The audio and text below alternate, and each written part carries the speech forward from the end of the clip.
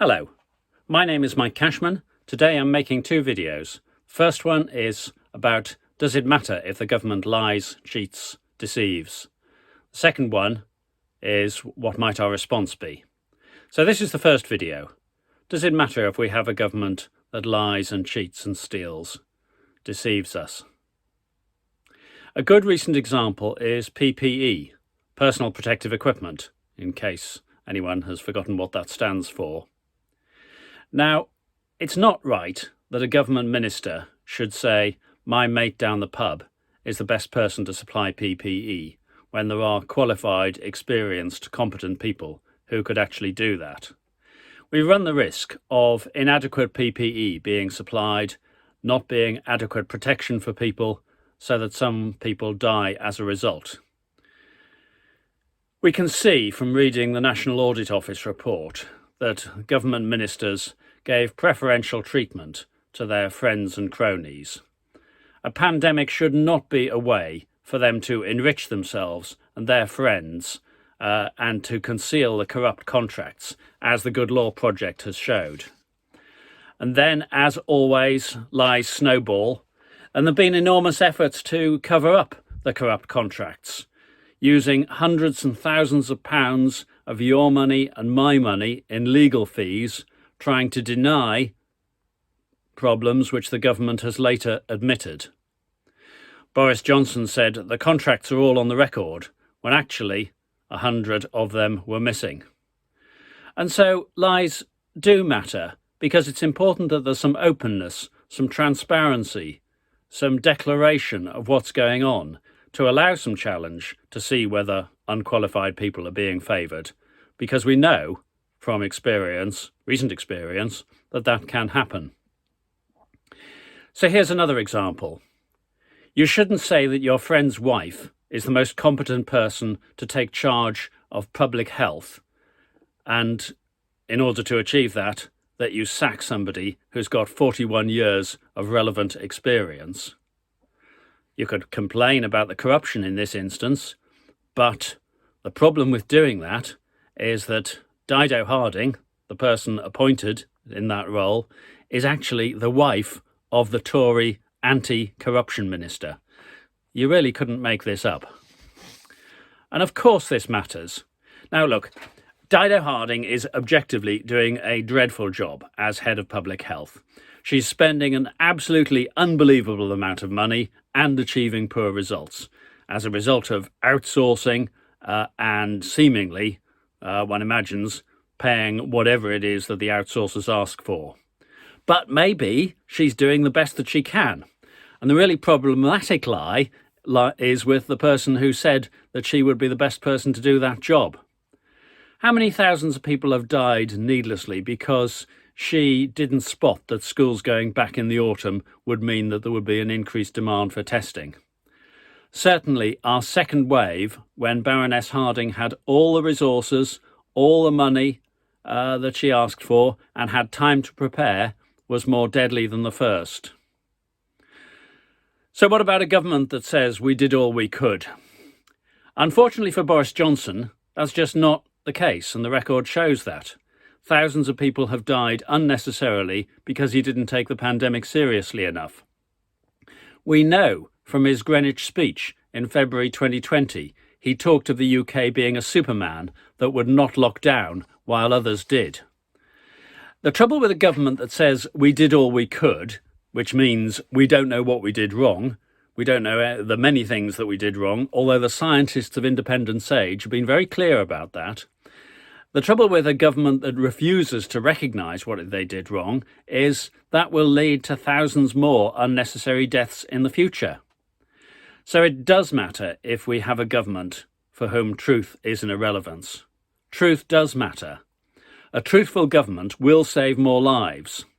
The USA is seeing this now, having dismissed their great deceiver.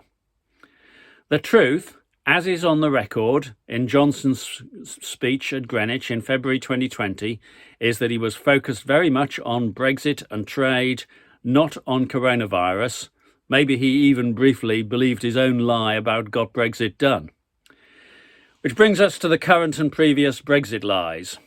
there are those who've asked for all the original lies to be forgotten and forgiven. They've called for reconciliation. They may have forgotten that in South Africa, what made a difference was truth and reconciliation.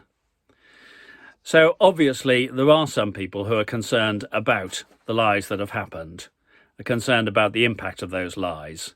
People who can't export cheese or wine or shellfish or plants, despite being told that if they voted to leave, nobody was threatening Britain's place in the single market.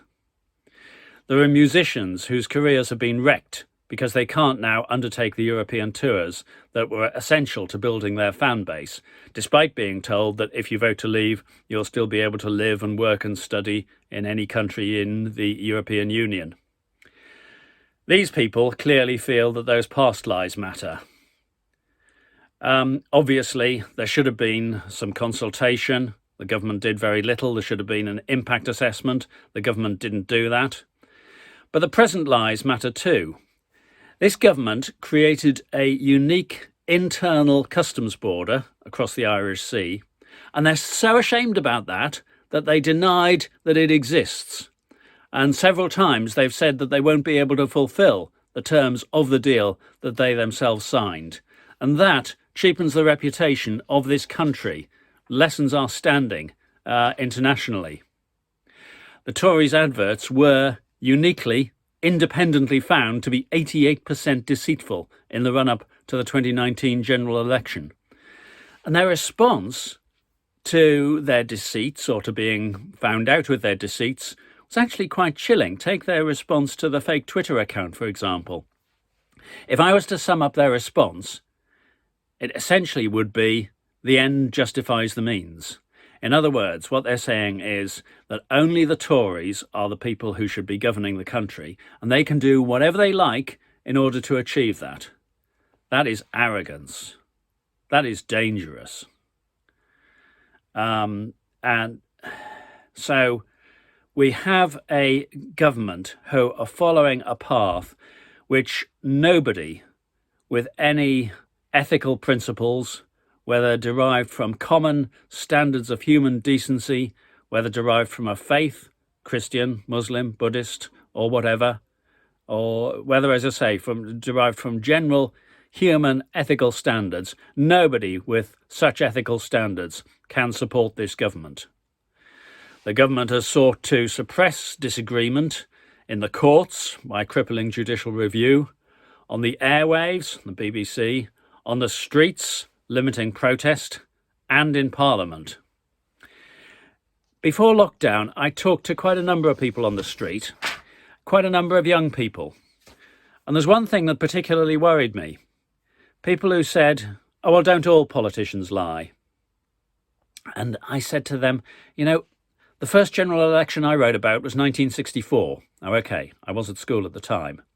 But in all that time, I have never seen a government so institutionally and purposefully deceitful as this one.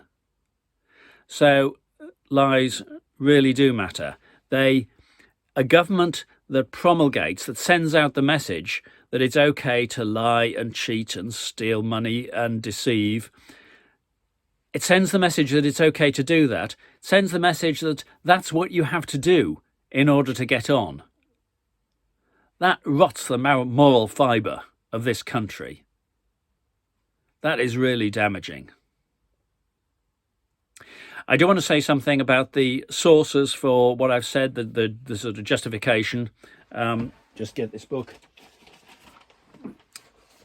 I've made a number of statements. You'll find an awful lot of the government Boris Johnson lies described in The Assault on Truth by Peter Oborne. And Peter was a Tory originally, and he lays the blame to some extent at Tony Blair originally, but much more so now at Boris Johnson. That covers a lot of the political lies. There's a new book, I haven't read it yet, but I've just got a review of it here. I think this is going to be well worth looking at. Failures of State, The Inside Story of Britain's Battle with Coronavirus by Jonathan Calvert and George Arbuthnot from Mudlark for £20.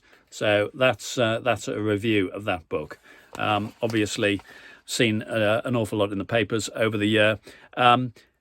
For PPE, a good summary of the problems, not just in PPE, but in other areas of procurement.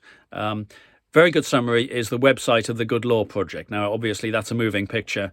So at whatever time you view this video, have a look at the website of the Good Law Project and see what the latest information is. But adding that up together, it is a damning account of deceit by the government. How shall we respond to that? There are some people who say, well, I just have to put up with it. There's nothing we can do. We just have to live with it. I don't take that view, and I will explore a different approach in the next video. I hope you'll watch that one as well.